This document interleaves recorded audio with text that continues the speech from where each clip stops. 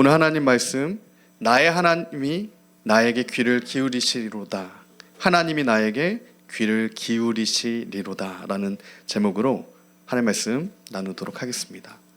근 2달간 살펴보았던 미가서 7장의 결론입니다. 오직 나는 나를 구원하시는 하나님만을 바라보겠습니다. 다른 것 보지 않고 이제는 구원의 하나님만을 바라보겠습니다. 그때 나의 하나님이 나에게 귀를 기울이실 것입니다. 나의 하나님이 나에게 귀를 기울이시리로다. 그 미가서의 결론이에요. 주님께서 나의 말에 귀를 기울이신다는 것, 그것은 오늘 우리 삶에 어떤 의미가 있을까요? 주님께서 우리의 입술의 고백, 우리 중심을 보고 계시고 들어주시고 그 간구 가운데 응답해 주시는 그 좋으신 구원의 하나님이 나의 하나님이시다. 그 주님이 나에게 귀 기울여 주신다는 그 주님이 나의 아버지시다. 선하신 주님이시다라는 고백과 동일한 고백이라는 겁니다. 그 미가와 같은 동일한 은혜의 고백이 오늘 우리의 입술과 중심으로부터 하나님께 날마다 고백되어지는 그 은혜를 간구합니다. 그리고 그 진실한 중심과 입술을 하나님께서 귀 기울여 주심으로 말미암아 어느 상황에서도 언제 어느 상황에서도 우리의 삶을 주님께서 인도하시는 그 하나님의 놀라운 형통의 은혜가 우리 삶 가운데 충만하기를 또한 간구합니다. 올해 6월에 국립현대미술관에서 실험적인 전시가 한번 이루어진 적이 있습니다. 전시의 주제는 다음과 같았어요. 귀를 기울이기라는 전시 주제였습니다.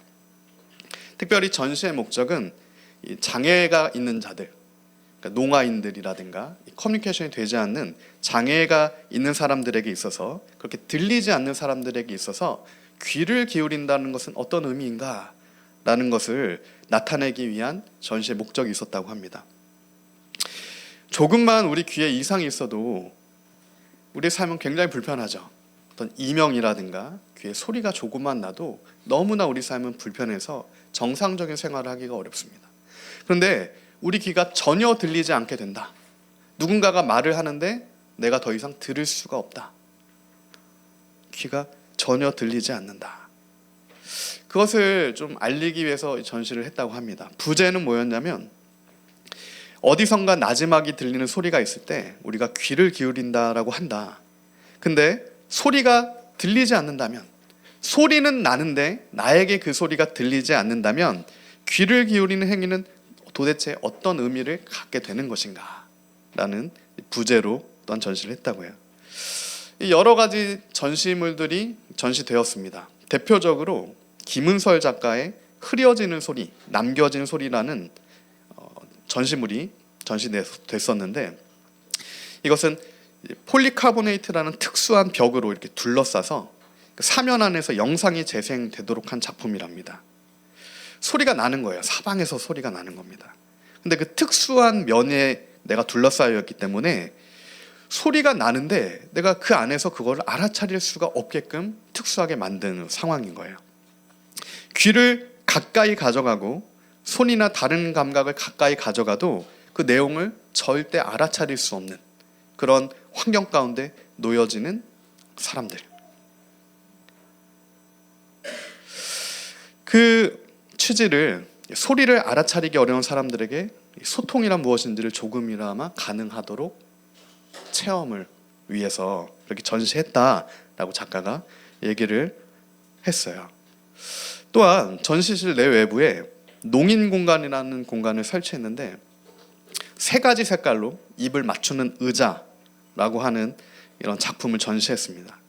이때 의자에 앉은 이들은 어떤 정상적인 이런 대화가 아니라 농인처럼, 그러니까 그 귀가 들리지 않는 사람처럼 얼굴을 보고 대화할 수 있도록 그렇게 전시물을 놨다는 겁니다. 면대면이죠. 면대면. 얼굴과 얼굴을 마주보고, 존재와 존재가 마주보고. 이는 어떤 감각기관으로 들려지는 게 아니다라는 거죠. 귀는 감각기관입니다. 우리가 하나님의 음성을 듣는다라고 했을 때도 우리는 어떠한 나의 감각으로 하나님의 음성을 들어야 한다라고 하는 잘못된 생각을 갖고 있어요. 그러나 성경은 그렇게 우리에게 얘기하지 않습니다. 우리의 어떤 감각으로 하나님을 아는 것이 아니에요. 마치 얼굴과 얼굴이 마주 보듯이 그렇게 주님을 오늘 우리가 알아야 하는 겁니다. 존재와 존재가 아는 것처럼 우리가 주님을 아는 거예요. 그 영광의 빛을 보게 되는 겁니다. 이전까지 우리가 왜 알지 못했을까? 우리 얼굴에 수건이 있기 때문입니다. 그 수건은 어쩔 수 없는 수건이긴 했죠. 수치를 가려야 하기 때문에, 죄와 사망의 수치를 가려야 하기 때문에 잠시 내 얼굴에 쌓아놨던 이 수건. 그러나 주님께서, 예수님께서는 이제 우리에게 찾아오셔서 그 수건을 벗어라. 그리고 영광의 주님을 바라보라. 주님께서 너에게 너 입술과 중심을 귀 기울이신다. 우리 얼굴에서 수건이 벗겨질 때 주님께서 우리의 중심과 입술 가운데 귀 기울여 주시는 그 은혜 역사가 또한 있게 되는 겁니다. 어떠한 감각이라든가 정보가 아니라 주님의 존귀한 영광을 보고 알게 되는 거예요. 그 영광의 주님을 알게 되는 겁니다. 오늘 우리가 그렇게 다시 존귀한 하나님의 영광을 보고 알 수 없을까? 이게 사실은 우리 인생의 고민입니다.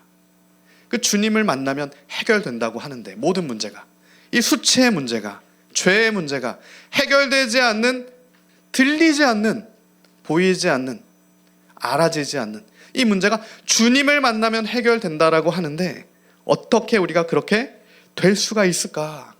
마치 하나님을 면과 면이 마주 보는 것처럼 그렇게 하나님 말씀처럼 우리가 알 수 있을까? 더 이상 희미한 거울을 보는 것처럼 우리가 그렇게 알면 안 되는 거죠. 이제는 수건을 벗은 얼굴로 거울을 보는 것 같이 죄인된 우리가 다시 주님의 영광을 바라보게 되는 그 놀라운 하나님의 역사, 그 은혜, 그 복음의 능력입니다. 그 말씀의 능력이에요. 그 하나님의 능력만이 우리를 다시 살게 하시는 구원의 능력입니다. 이와 같은 고민이 많은 교회들에 있었고 특별히 초대교회에서, 고린도 교회에서도 동일한 고민이 있었던 것 같아요. 그래서 그러한 고민을 하는 성도들에게 사도 바울은 고린도 후서를 통하여서 다음과 같이 증거합니다. 고린도후서 3장 13절부터 18절까지의 말씀입니다. 우리는 모세가 이스라엘 자손에게 장차 없어질 것의 결국을 주목하지 못하게 하려고 수건을 그 얼굴에 쓴 것 같이 아니하노라. 그러나 그들의 마음이 완고하여 오늘까지도 구약을 읽을 때 그 수건이 벗겨지지 아니하고 있으니 그 수건은 그리스도 안에서 없어질 것이라. 아멘입니다. 그 수건을 우리가 붙들고 있는 거예요. 이게 어느 정도 가려주는 겁니다. 나쁜 건 아니에요. 마치 우리가 율법도 수건처럼 쓸 수가 있는 겁니다.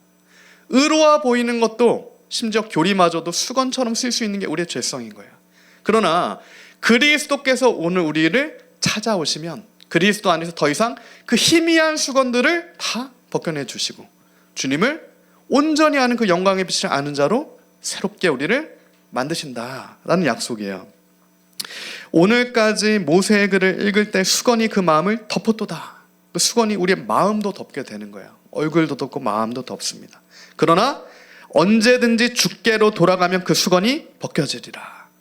언제든지 우리가 주님께 돌아갔을 때 우리의 얼굴과 마음을 덮고 있는 그 수건이 벗겨지리라. 오늘 우리에게 그 역사가 일어나길 간구합니다. 말씀을 통해 그 수건이 벗겨져야 합니다. 주는 영이시니 주의 영이 계신 곳에는 자유가 있다. 그 하나님 말씀의 선포예요. 확증입니다. 주는 영이시니 주의 영이 계신 곳엔 성령 하나님께서 오늘 우리와 함께 하시는 우리 심령마다 자유함이 있는 거예요. 수건이 벗겨지니까 그 자유가 있는 겁니다. 우리가 다 수건을 벗은 얼굴로 거울을 보는 것 같이 주의 영광을 보매 그와 같은 형상으로 변화하여 영광에서 영광에 이르느니 곧 주의 영으로 말미암음이니라. 아멘. 이제는 우리가 성령으로 충만하여서, 그리스도 안에서 성령으로 충만하여서 주님의 영광을 보는 자로, 주님의 영광을 아는 자로, 그렇게 주님께서 우리를 새롭게 빚으시겠다라는 그 약속, 그 하나님 말씀의 약속입니다.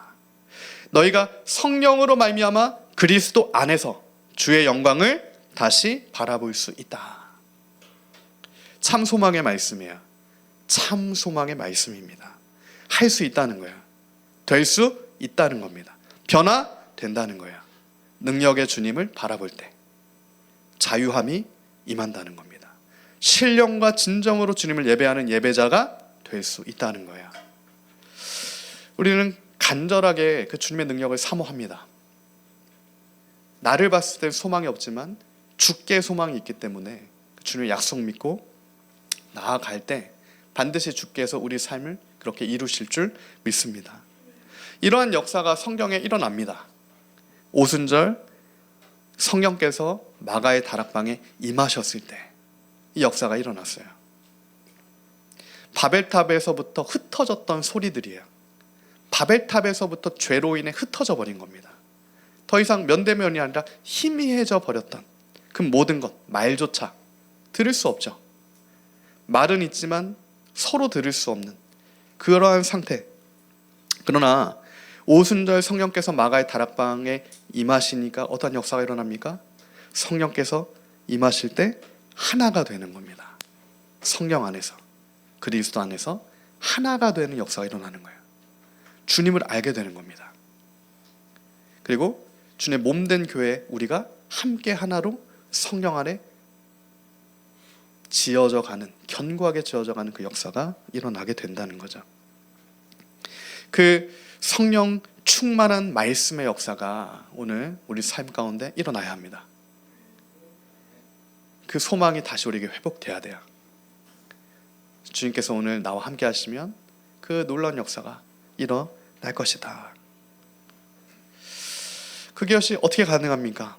성령께서 그리스도 안에 있는 하나님의 백성들에게 거룩한 심령과 신실한 믿음을 주심으로 가능해지는 역사들이에요. 믿음과 소망과 사랑, 그리스도의 복음의 능력으로 우리를 충만케 하셔서 우리 입술의 고백과 마음의 중심을 변화시키심으로 하나님께서 다시 우리에게 귀 기울여 주시는 겁니다. 그때 역사가 일어납니다. 그때 우리의 기도와 간구 가운데 주님의 응답의 역사가 일어나요. 그때 모든 막힌 담이 허물어지는 역사가 일어납니다. 그때 비로소 주님이 처음에 약속하셨던 형통함의 복이 우리 삶 가운데 놀랍게 펼쳐지는 은혜 역사가 일어나는 거예요. 그들이 부르기 전에 내가 응답하겠다. 그들이 말을 마치기 전에 내가 들을 것이다. 이사야 65장 24절의 고백이에요. 부르기도 전에 내가 응답하겠다. 말을 마치기도 전에 내가 그 입술에 주목하여 보겠다. 주님의 약속이 주어지는 겁니다. 이를 신약 히브리서 10장 22절 23절도 동일하게 증거해요. 우리가 마음의 뿌림을 받아 악한 양심으로부터 벗어나고 몸은 맑은 물로 씻음을 받았으니 참마음과 온전한 믿음으로 하나님께 나아가자. 또 약속하신 이는 미쁘시니 우리가 믿는 도리의 소망을 움직이지 말며 굳게 잡고, 소망을 굳게 잡고 약속하신 미쁘신 이를 바라볼 때 우리 마음에 예수 그리스도의 십자가 보혈의 핏뿌림을 받아서 악한 양심으로부터 이제는 우리가 벗어나는 겁니다. 악한 양심으로부터 그리스도의 죄사함의 피가 뿌려져서 우리가 벗어나게 돼요. 참 자유가 임하는 거죠.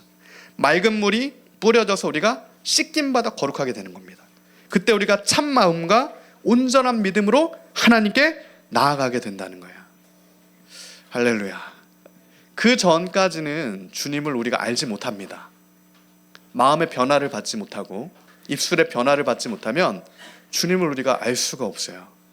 주님은 계속해서 우리에게 말씀하시지만 마치 우리가 그 방 안에 들어간 것처럼 아무것도 들리지 않는, 소리들은 나오지만 전혀 우리가 이해할 수 없는, 인지하지 못하는 그 방 안에 들어간 것처럼 그렇게 되는 거예요.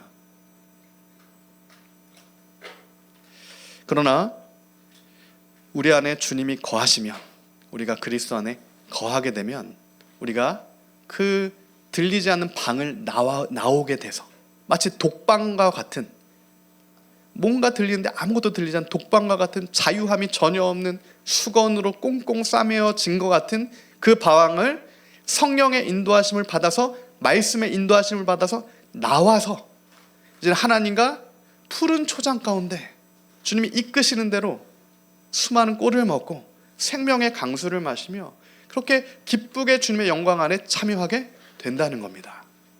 그 은혜가 오늘 우리에게 있기를 소망하고 간구합니다. 그 하나님의 약속이에요.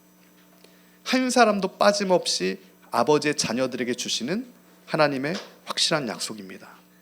그렇게 주님의 약속을 받았던 사람들, 그렇게 주님을 약속대로 믿고 주님의 신실하신 은혜 가운데 거했던 사람들이 성경에 나오죠.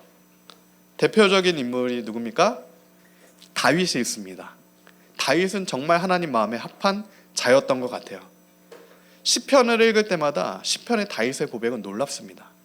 하나님의 그 신실하심을 어떻게 다윗이라는 그 한 사람이 이렇게 주님을 깊이 알 수 있었을까? 근데 저는 하나님께서 다윗에게만 이처럼 하나님을 향한 진실된 고백을 하길 원하신다라고 생각하지 않습니다. 오늘 우리도 다윗처럼 돼야 합니다. 다윗이 시편의 그 놀라운 찬송을 주님께 올려드린 것처럼 그렇게 우리가 수건을 벗고 중심으로 하나님께 놀라운 찬송과 영광을 올려드리길 주께서 원하신다. 그리고 그렇기 때문에 우리에게 귀 기울이고 계신다는 거예요. 어떤 고백을 하는가. 제가 생일인데 어제 저희 딸들이 엄청난 생일 선물을 준비했다라고 해서 이제 저희 딸이 특별히 저한테 늦게 오라고 집에 교회에서, 그래서 제가 좀 큰 걸 준비하려고 하는구나. 그래서 교회에서 이제 한 11시까지 이제 좀 말씀을 준비하다가 10시 반 11시에 이제 집에 도착했어요. 한 7, 8시간의 이제 시간을 저희 딸들에게 줬습니다. 먼저 이제 좀 늦게 왔으면 좋겠다라고 저한테 얘기를 해줘서 이제 제가 이제 집에 갔어요. 저희 딸들이 준비한 선물을 저에게 엄청나게 사실은 만족스럽고 큰 선물을 저에게 줬습니다. 그 선물은 아빠 사랑합니다. 저에게 뽀뽀를 해줬습니다. 두 딸 다. 사실은 그거면 되죠. 다른 것을 전혀 바라지 않습니다. 그 사랑의 중심, 그 사랑의 고백. 근데 우리 아버지 되신 하나님께서도 사실은 우리에게 원하시는 바는 다른 게 아니라는 거예요. 천천의 강물과 수량이 아닌 겁니다. 사랑하는 하나님을 향한 사랑의 그 진실된 고백이에요. 정말 주님은 사랑하는 나의 아버지십니다. 그 입술을 주님께서 주목하고 계신다. 그래서 그 영광 받길 원하신다는 거죠. 다윗은 그의 삶을 통해 주님께 그 고백을 드렸던 겁니다.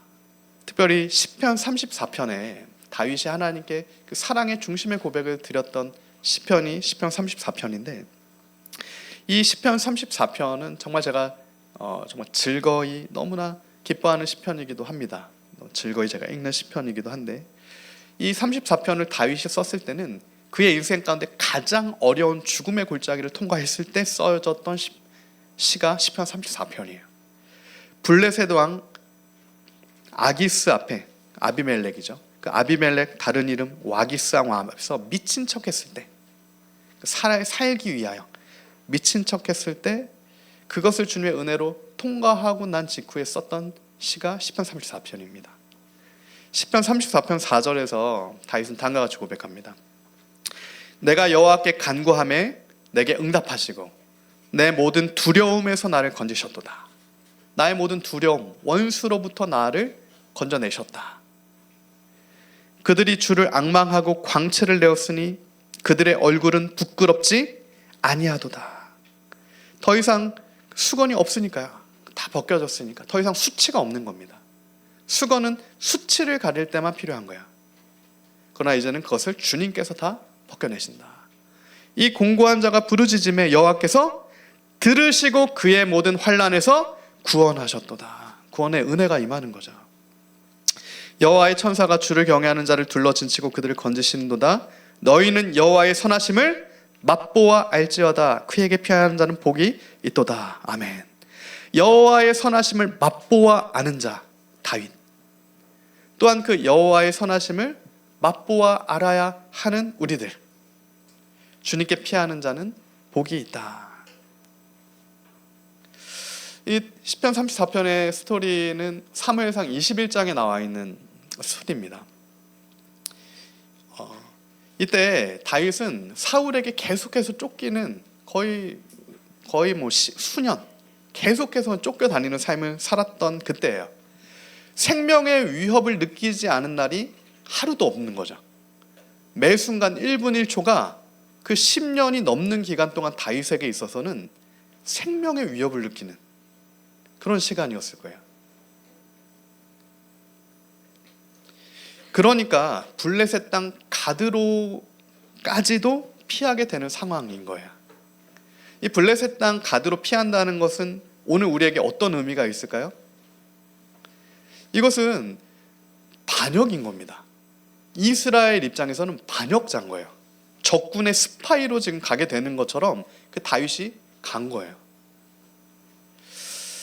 그러니까 이제는 다윗에게는 사실은 아무 소망이 없는 거죠. 어떤 차원에서 마지막 붙들고 더 이상 사실은 나를 살릴 수 없으니까 마지막 내가 한 줄기 사실은 의지해 볼 수 있을까라고 또 가게 된 곳이 블레셋 가드 왕이에요.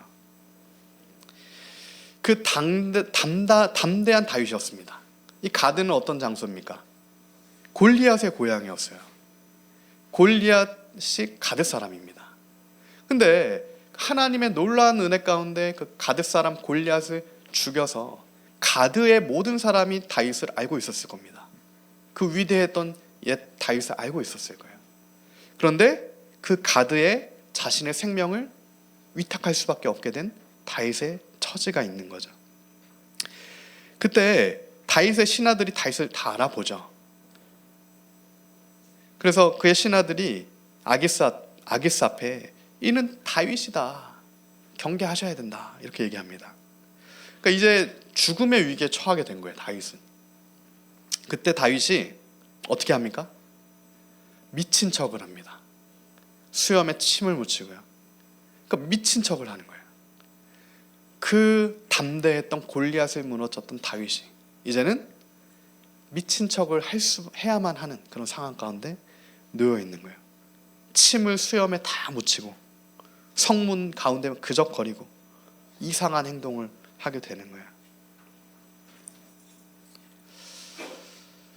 이게 더 이상 가드 왕한테 나는 위협적인 존재가 아닙니다 라고 하는 사실은 시그널을 보낸 거죠. 그때 아비멜렉의 반응입니다. 이러한 다윗의 모습을 보고 아비멜렉은 더 이상 다윗을 위협적인 인물로 여기지 않게 됩니다. 그리고 내게 미친 사람이 부족하여 이 자를 데려다가 내 앞에서 미친 척을 하게 하느냐라고 반문을 하게 되면서 오히려 다윗을 쫓아내게 돼요. 만약에 이때 다윗이 그 아기스 앞에서 미친 척을 하지 않았다라고 하면 다윗은 아기스와 그의 신하들에 의해서 죽임을 당했겠죠. 큰 민족의 위협이 될 거다라고 생각하고 그 자리에서 죽임을 당했을 겁니다. 그러나 그때 다윗이 미친 척을 해서라도 그 위협 가운데 벗어나게 된 것, 그리고 주님의 신실하신 약속을 이루는 자리까지 마침내 가게 된 것, 그것이 다 하나님의 은혜 아래서 주권적으로 그의 삶에 강권하셨던 성령의 인도하심이며 역사하심이었다는 거예요. 가드왕 아기스 앞에 가서 미친 척을 하게끔 하신 하나님의 그의 삶에 인도하신 걸음이 있었다는 얘기입니다. 그것을 경험하면서 다윗이 시편 34편을 쓰는 거예요. 그 경험을 하면서만 나올 수 있는 시편입니다. 그 죽음의 통과를 하지 못한 자는 이 고백을 못합니다. 그 환난과 고난을 그렇게 통과하면서 주님으로 인한 구원을 맛보아 자가 아니면 이 시편 34편의 놀라운 고백을 하기가 어려운 거죠. 그러나 다윗은 이 고백을 해요. 내가 여호와께 간구하매 내게 응답하셨고 내 모든 두려움에서 나를 건지신 분이 주님이십니다. 여호와의 선하심을 맛보아 알지어다. 그에게 피하는 자는 복이 있다. 하나님께서 오늘 우리의 삶을 인도하실 때도 성경 말씀과 동일하게 인도하심을 우리가 믿습니다. 여러 가지 우리 삶에 주어지는 어려움들이 있어요. 정말 다윗처럼 이렇게 미친 척을 해야만 하는, 정말 그것을 그렇게밖에 할 수 없는 그런 상황으로 주님께서 끌어가실 때도 있습니다. 그러나 그렇게 주님께서 우리 삶을 인도하시는 것은 다른 이유가 아니라 하나님의 도우심을 맛보아 알게 하기 위하여서, 구원하시는 주님을 만나게 하기 위해서라는 거야. 그 자리에서도 주님께서는 다윗을 귀 기울이고 계셨다는 겁니다. 그의 기도에 응답하셨다. 다윗뿐만 아니죠. 믿음의 조상이라고 부르는 아브라함도 마찬가지였습니다. 창세기 12장에 보면 하나님께서 아브라함을 믿음의 사람으로 세우시기 위하여서 먼저 약속을 주십니다. 먼저 약속을 주세요. 다윗도 마찬가지였죠. 다윗도 이스라엘의 왕으로서 먼저 기름 부음을 받습니다. 먼저 약속이 주어졌고 약속 때문에 환난을 통과하게 되는 거예요. 아브라함도 마찬가지입니다. 내가 너에게 복을 주고 모든 민족이 너로 인해 복을 받게 하겠다라는 그 약속이 주어지면서 아브라함의 믿음의 여정이 시작되는 거예요. 창세기 12장 1절부터 3절까지 주님께서 아브라함에게 나타나셔서 이제는 내가 그동안 살던 고향을 떠나서 내가 너에게 지시하는 그 땅으로 가라라고 명령하세요. 그 명령과 함께 놀라운 약속이 주어지는데 어떤 약속이 주어집니까? 먼저는 너로 큰 민족을 이루겠다라는 약속이 주어집니다. 너로 큰 민족을 이루겠다. 그 자손에 대한 약속이죠. 두 번째는 너에게 복을 주고 너의 이름을 창대하게 하겠다라는 약속을 주십니다. 그의 이름을 존귀하게 해주시겠다라는 약속이에요. 그리고 너로 복의 근원이 되게 하겠다라는 약속을 주시죠. 축복의 통로로 삼겠다라는 약속을 주시는 거예요. 네 번째로 너를 축복하는 자에게 복을 내리고 저주하는 자에게는 저주를 내리겠다. 내가 너를 보호하겠다. 보호하심의 약속이 주어지는 겁니다. 그리고 마지막으로 땅의 모든 족속이 너로 말미암아 복을 얻게 하겠다. 모든 족속이 너로 말미암아 복을 얻게 하겠다. 이 5가지 복이 아브라함한테 주어졌던 복입니다. 그 약속이 주어졌고 그 진짜 형통한 복이 아브라함한테 주어졌어요. 제가 창세기 12장을 읽고 아브라함에게 함께 주신 이 복을 보면서 이 복 안에는 이 놀라운 정말 하나님의 은혜 복이 있구나. 그러니까 하나님께서 이 놀라운 동일한 형통의 복을 오늘 우리에게도 주시길 원하시는 겁니다. 사랑의 하나님께서. 그러니까 환난을 위한 환난을 주시길 원하는 게 아닌 거예요. 환난을 통과해야 되는 이유는 먼저 이 놀라운 하나님의 형통함과 놀라운 그 구원의 은혜와 복이 우리에게 주어졌기 때문에 이 복이 열매 맺게 하기 위하여서 사실 환난은 통과하게 되는 거죠. 근데 이 하나님의 놀라운 은혜와 복이 주어졌는데 아브라함의 그 삶의 여정을 보면 마치 우리 같아요. 완전하지가 않습니다. 믿음의 조상이 아브라함이고 하나님 마음에 합한 자가 다윗인데 완벽하지가 않아요. 놀랍죠. 아브라함이 하나님의 약속을 12장에서 받고 가나안 땅에 기근이 듭니다. 이 기근도 하나님께서 허락하신 거죠. 마치 다윗이 사울에게 쫓겨 가드에 가야 했을 만한 환경이 주어진 것처럼 아브라함이 그 땅에서 기근이 안 들었으면 사실은 주님과의 그 놀라운 은혜를 경험하는 또 그 경험을 못하게 되는 거예요. 그때 가나안에 기근이 듭니다. 그래서 아브라함은 주님의 약속을 잠시 이렇게 접어두고 애굽으로 내려가요. 하나님께서는 약속의 땅 가나안에 머무르라고 하셨는데 어떤 환난과 어려움이 오자 어떻게 보면 다윗과 마찬가지입니다. 아브라함도 사실은 살아야 하기 때문에 곡식을 찾아 애굽으로 나아가요. 애굽은 세상이죠. 마치 블레셋이 이 세상을 뜻하듯이. 그때 어떠한 일이 일어납니까? 아브라함에게 두려움이 주어지는 거죠. 애굽에서 아브라함에게 두려움이 주어져요. 그 수치를 가리기 위해, 죄와 수치를 가리기 위해 또 거짓말을 하게 됩니다. 그 거짓의 열매, 아내를 빼앗깁니다. 하나님께서 분명히 아브라함에게 주신 약속은 아브라함과 사라를 통하여서 이루어지는 것인데 아내를 지금 빼앗기게 되는 상황이에요. 그 빼앗기게 되는 대상이 누굽니까? 왕이에요. 애굽 왕입니다. 바로가 아브라함의 아내를 뺏어갔다. 그러면 누구도 해결해 줄 수가 없는 거예요. 왕에게 뺏긴 겁니다.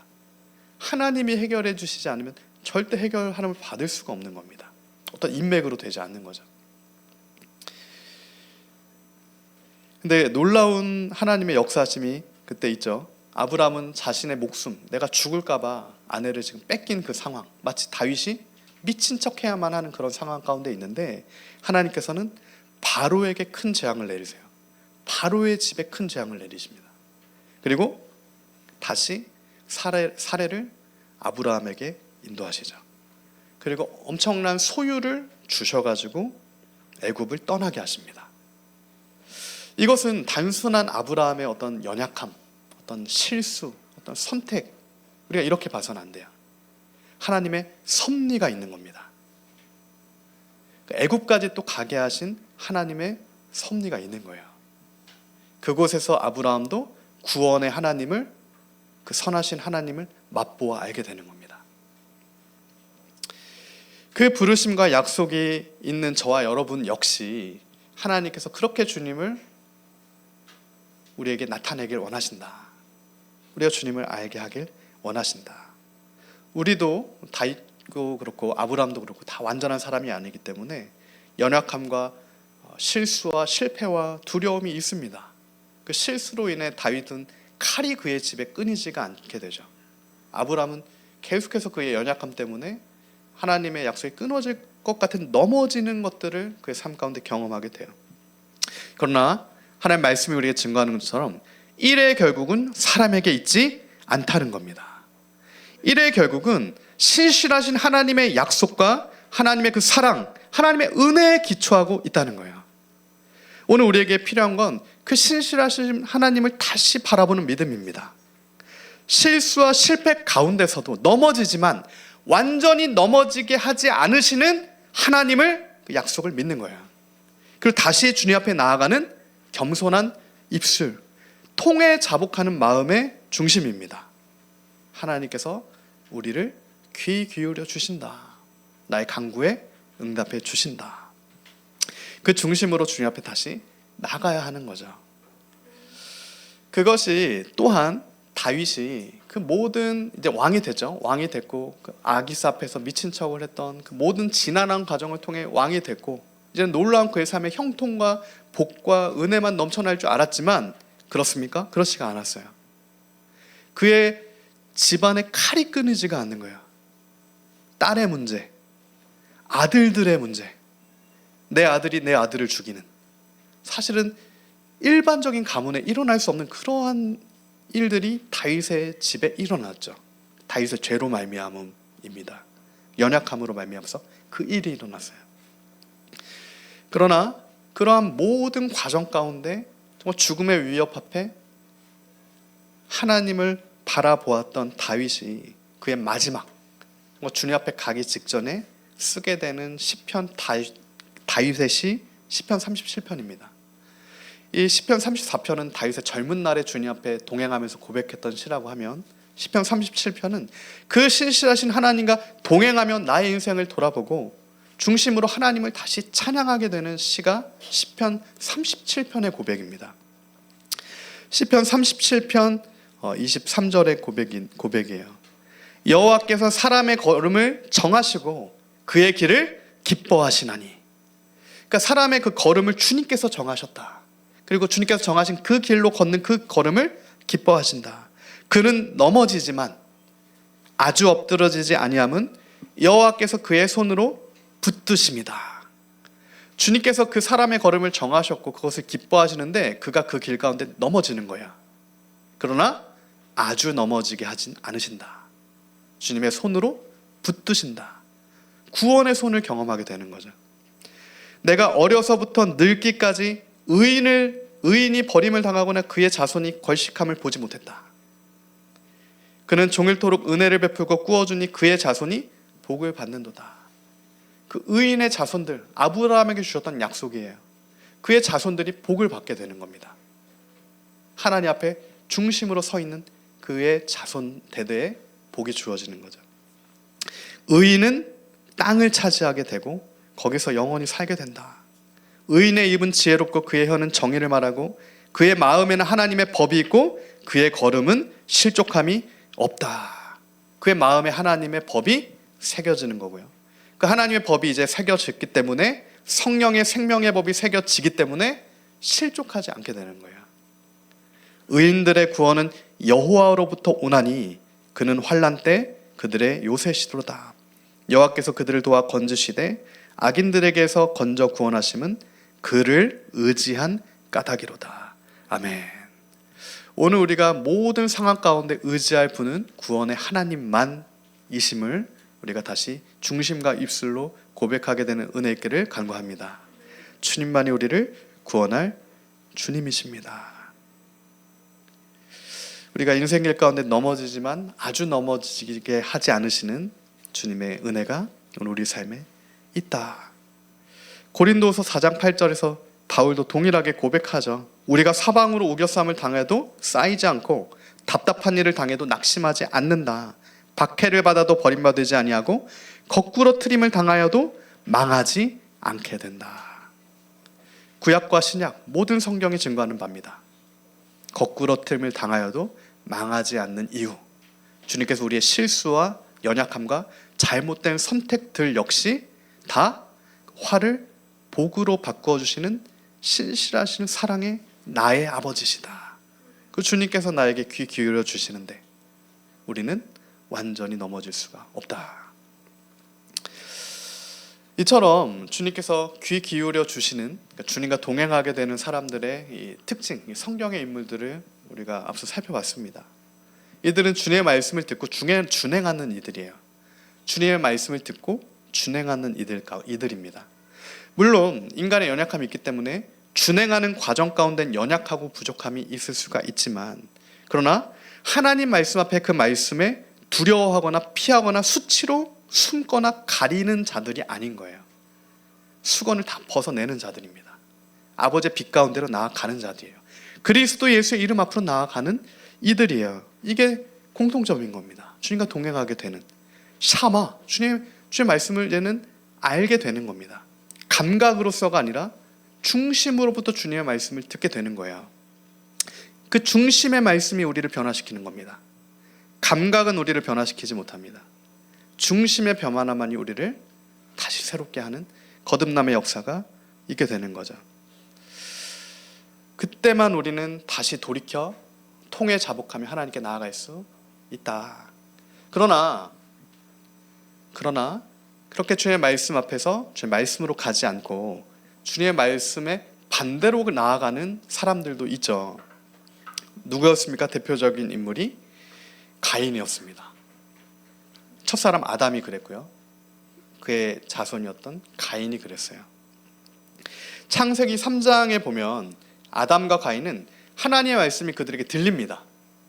하나님의 말씀을 못 듣지 않았어요. 가인도 하나님의 말씀을 들었습니다. 그러니까 하나님의 말씀을 못 들어서 그랬습니다. 그게 아니에요. 하나님은 하나님의 말씀을 나타내 주셨어요. 아담에게도 그러셨고요. 가인에게도 그러셨습니다. 창세기 3장 8절이죠. 그들이 그날 밤에 동산에 거니시는 여호와 하나님의 소리를 듣고 아담과 그의 아내가 여호와 하나님의 낯을 피하여 동산 나무 사이에 숨은지라. 근데 다윗과 아브라함의 반응과 지금 아담의 반응은 다른 거죠. 아담의 반응이 어떻습니까? 그 전까지는 주님의 그 말씀을 듣고 주님과 기쁘게 동행했던 그 아담이 이제는 주님의 말씀을 듣고 낯을 피해 숨게 되는 겁니다. 여호와 하나님이 아담을 부르시며 그에게 이르시되 내가 어디 있느냐? 이르되 내가 동산에서 하나님의 소리를 듣고 내가 벗었으므로 두려워하여 숨었습니다. 죄로 인해 벗겨진 거예요.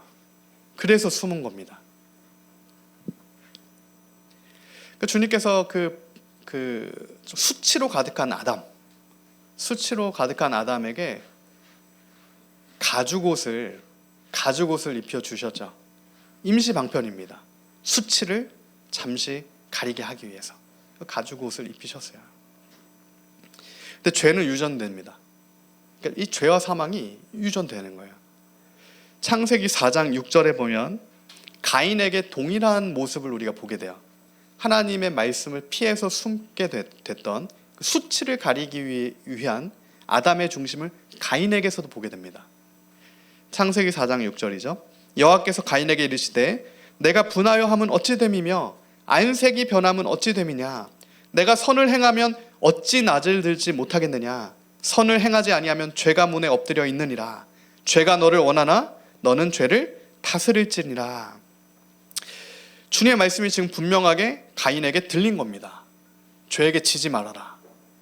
죄를 다스려라. 경고를 주님께서 가인에게 미리 하신 거야. 그러나 8절에 보면, 창세기 4장 8절에 보면 가인이 그의 아우 아벨에게 말하고 그들이 들에 있을 때 가인이 그의 아우 아벨을 쳐 죽이니라. 하나님의 말씀이 그에게 임했는데 바로 그 말씀과 반대되는 상황과 선택이 가인의 삶 가운데 있게 되는 거죠. 여호와께서 가인에게 이르시되 너의 아우 아벨이 어디 있느냐? 그가 이르되 내가 알지 못합니다. 내가 내 아우를 지키는 자입니까? 주님을 향한 항변과 주님을 향한 거짓의 중심이 주님 앞에 발설되게 돼요. 죄의 결과입니다. 죄의 열매인 거예요. 우리가 이것을 종합해 보면 주님의 말씀을 못 들어서가 아닙니다. 주님의 말씀을 몰라서가 아니에요. 주님께서 분명하게 우리에게 주님의 말씀을 나타내 주세요. 하나뿐인 예수 그리스도, 그 십자가의 은혜를, 그 복음의 은혜를 우리에게 부어주셨습니다. 우리가 이제는 예수 그리스도를 통해 하나님의 놀라운 그 말씀하시는 그 주님을 수건을 벗는 것처럼 이제는 볼 수 있는 거예요. 예수님의 몸이 찢겨지신 그 휘장을 통과하여 이제는 우리가 지성소까지 나아가 하나님 앞에 서게 되는 겁니다. 그 주님의 영광을 이제는 우리가 맛보아 아는 자가 되는 거예요. 주님께서 우리를 그렇게 인도하시는 겁니다. 더 이상 아담의 그 죄와 가인의 죄 가운데, 그 수치 가운데, 그 독방 가운데 하나님이 계속 말씀하시지만 전혀 들리지 않는 그런 상태가 아니라 이제는 우리가 죄와 사망의 법이 아니라 생명과 성령의 법 안에 자유함 가운데 나아가 주의 말씀을 온전히 듣고 청종하며 주님과 준행하고 동행하는 그 은혜 역사 가운데로 주님께서 우리를 인도하신다. 예수 그리스도로 말미암아 우리의 모든 죄와 수치와 두려움이 수건이 벗겨지듯이 이제는 벗겨졌다라고 하는 하나님의 말씀이 오늘 우리에게 임한 겁니다. 그러므로 우리가 믿음으로 의롭다 하심을 받았으니 우리 주 예수 그리스도로 말미암아 하나님과 화평을 누리자. 로마서 5장 1절의 말씀이죠. 이제는 다른 게 아닙니다. 가죽옷이 우리를 의롭다 할 수 없는 거예요. 율법이 우리를 의롭다 하는 게 아닙니다. 나의 선한 행실이 우리를 의롭다 하는 게 아니라는 거예요. 그 어떤 것도 우리를 의롭다 할 수 없고 오직 예수 그리스도를 믿음으로 우리가 의롭다 하심을 받았으니 예수 그리스도로 말미암아 하나님과 화평을 누리게 되었다. 로마서 5장 1절의 선언입니다. 그로 말미암아 우리가 믿음으로 서 있는 이 은혜에 들어감을 얻었으며 하나님의 영광을 바라고 즐거워하느니라. 이제 그 은혜에 들어갔기 때문에 하나님의 영광을 바라고 즐거워하는 자가 되었다는 거예요. 다만 이뿐 아니라 우리가 환난 중에도 즐거워하나니 이는 환난은 인내를, 인내는 연단을 소망을 이루는 줄 압니다. 소망이 우리를 부끄럽게 하지 아니함은 우리에게 주신 성령으로 말미암아 하나님의 사랑이 우리 마음에 부은 바 됨이니 우리가 아직 연약할 때의 기약대로 그리스도께서 경건하지 않은 자를 위하여 죽으셨도다. 우리가 아직 죄인 되었을 때 그리스도께서 우리를 위하여 죽으심으로 하나님께서 우리에 대한 자기의 사랑을 확증하셨느니라. 아멘. 예수님을 통해 그 하나님의 사랑이 우리에게 확증된 겁니다. 확증된 거예요. 더 이상의 어떤 증거가 필요하지 않은 거죠. 예수님으로 충분한 겁니다. 그 은혜가 너에게 족하다. 오늘 우리 각자에게 주신 하나님의 그 사랑과 은혜의 역사는 우리에게 너무나 사실은 감격스럽고 나에게 너무나 족한 그런 은혜다라는 거야. 이 로마서 5장의 말씀을 제가 좀 정리해서 수련회 때 간략하게 나눴었는데 간략하게 도표 한 번만 좀 보여드리고 못 오신 분들께 있어서 제가 조금 더 나눠드리면은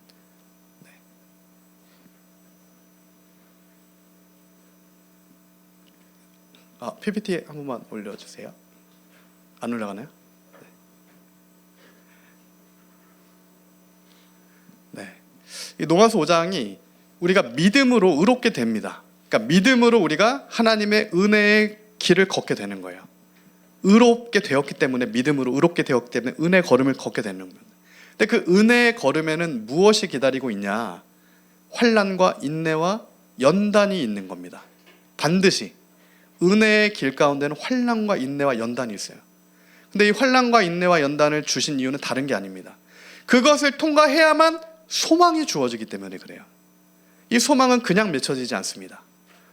환난은 인내, 환난은 연단, 연단은 인내, 인내가 소망을 이루는 줄 너희가 압니다. 그때 우리에게 소망이 주어지는 거죠. 믿음도 하나님으로부터 주어지고요. 이 소망도 과정을 통해 하나님으로부터 우리에게 주어집니다. 그러면 이 소망의 사람들은 성령 충만하게 돼요. 하나님의 선하심을 맛보아 아는 자가 되기 때문에 성령 충만한 자가 되는 거예요. 그 성령 충만한 자에게 로마서 5장은 증거하는 겁니다. 하나님의 사랑이 그의 마음 가운데 부어진다. 그러니까 이 사랑도 우리 안에 없다는 거죠. 이 사랑은 사랑이신 하나님께만 있는 겁니다. 그러니까 하나님의 사랑하는 자녀들에게 하나님께서 그 사랑을 부어주시는 거예요. 근데 우리는 자꾸만 이 사랑을 만들어내려고 합니다. 소망이 없으니까 소망을 만들어내려고 해요. 믿음이 없으니까 믿음을 만들어내려고 합니다. 그러니까 다 되지가 않는 거예요. 결국 아담의 실패를 다시 경험하게 되는 겁니다. 그러나 우리가 믿음으로 의롭다 하심을 얻고 은혜의 걸음을 인내와 환난과 연단을 통과하여 소망의 사람이 됐을 때 성령의 충만한 은혜를 받아 하나님의 사랑이 우리에게 부어져서 구원 얻는 주님의 백성이 되게 된다. 믿음으로 구원을 얻게 되는, 그러나 믿음의 사람, 소망의 사람, 사랑의 사람, 그리스도 복음의 사람, 구원 얻는 하나님의 백성, 그것이 오늘 저와 여러분을 향한 하나님의 뜻임을 우리가 믿습니다. 그것을 주님께서 오늘 우리에게 가르쳐 주신다. 그래서 오늘 끝으로 미가서 8절과 9절과 10절에 다음같이 증거합니다. 나의 대적이요 나로 말미암아 기뻐하지 말지어다. 나는 엎드러질지라도 일어날 것이요 어두운 데 앉을지라도 여호와께서 나의 빛이 되실 것이다. 내가 여호와께 범죄하였으니 그의 진노를 당하려니와 마침내 주께서 나를 위하여 논쟁하시고 심판하시며 주께서 나를 인도하사 광명에 이르게 하시리니 내가 그의 공의를 보리로다. 나의 대적이 이것을 보고 부끄러워하리니 그는 전에 내게 말하기를 내 하나님 여호와가 어디 있느냐 하던 자라. 그가 거리에 진흙같이 밟히리니 그것을 내가 보리로다. 그러나 흑암 중에 여호와께서 나의 빛이 되어주셨다. 흑암 중에 소망의 빛이 주님께서 나의 인생 가운데 되어주셨다. 주님께서 나를 위해 논쟁해 주셨다. 주님께서 나를 변호해 주셨다. 내가 주의 공의, 주님의 공의, 예수 그리스도를 보게 되는 겁니다. 주님의 공의를 아는 자가 되었다. 예수님을 보게 되었다. 예수님을 진실로 아는 자가 되었다. 그 심판 가운데 구원을 주시는 하나님을 내가 바로 보게 되었다. 그리고 마침내 11절에 내 성벽을 건축하는 날 곧 그날에 지경이 넓혀질 것이다. 이스라엘은 무너진 성벽이 건축됐던 적이 없죠. 그 무너진 성벽이 그대로 계속 있었습니다. 그러나 이 미가서에서 증거하는 성벽을 건축하시겠다라고 하는 약속, 주님께서 우리의 성벽이 되어주겠다라고 하시는 약속이야. 우리의 무너진 이 성벽 가운데, 우리 무너진 인생 가운데 주님께서 나의 요새가 되어주시겠다. 주님께서 나의 성벽이 되어주시겠다. 주님께서 나의 구원의 하나님이 되어주신다. 그날에 지경이 넓혀질 것이다.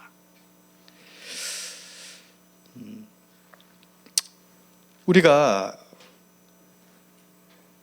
그 사랑의 신실하신 하나님을 다시 바라보아야 합니다. 그 주님을 다시 바라보아야 해요. 그리고 우리가 입술과 우리의 통에 자복하는 중심으로 사랑의 하나님을 바라볼 때 다시 주님께서 우리에게 귀 기울여 주실 겁니다. 이제는 우리가 소리가 들리지만 내가 스스로 이 쳐놓은 자유함이 없는 그 독방에서 나의 몸을 꽁꽁 싸맨 수건을 다 벗어버리고 그것은 더 이상 우리의 수치를 가릴 수 없음을 우리가 깨달아서 이제는 성령의 충만함으로 그 독방에서 나가서 주님과 함께 놀라운 은혜의 동행을 하게 되는 그 동행 가운데 우리가 믿음의 사람이 되고 소망의 사람이 되고 사랑의 사람이 되어 구원받는 주님의 자리에 서게 되는 이 복음으로, 그리스도의 복음으로 너희를 능히 견고하게 하실 지혜로우신 하나님께 예수 그리스도의 말미암아 영광이 세세 무궁하도록 있을지어다. 그 사도 바울이 로마서 16장 마지막에 고백했던 그 고백대로 우리가 주님의 복음으로 능히 견고하게 되어서 하나님께만 영광을 올려드리는, 주님께서 주목하시고 주님께서 귀 기울이시는 존귀한 주님의 백성으로 다시 서게 되는 아버지의 은혜가 있기를 간구합니다. 선포된 말씀 붙들고